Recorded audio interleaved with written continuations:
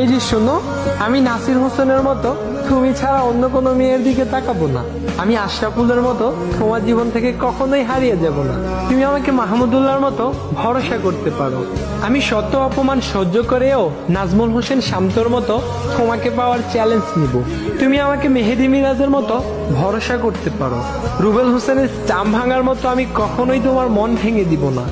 আমি খুব সহজেই সাকিব আল হাসানের মতো তোমার মনে জায়গা করে নিতে চাই। সাব্বির রহমানের ফিরে আসার সুযোগের মতো আমি কখনোই তোমাকে হারাতে চাই না। তুমি আমাকে তাড়িয়ে দিলে আমি তাসকিনের মতো আবার ফিরে আসব। মাশরাফির মতো সব সময় তোমাকে আগলে রাখবো। আমি মুশফিকুর রহিমের মতো তোমার সব রাগ সহ্য করে নিব। সৌম্যর পেরিস্কোপ শটের মতো তোমার সাথে বেকাতারা কথা বলবো না। তোমাকে নিয়ে কেউ বাজে কথা বললে আমি সোহানের মতো প্রতিশোধ নিব। তামিম ইকবালের ভ্যাট দিয়ে শাসন করার মতো আমি কখনোই তোমাকে শাসন করব না।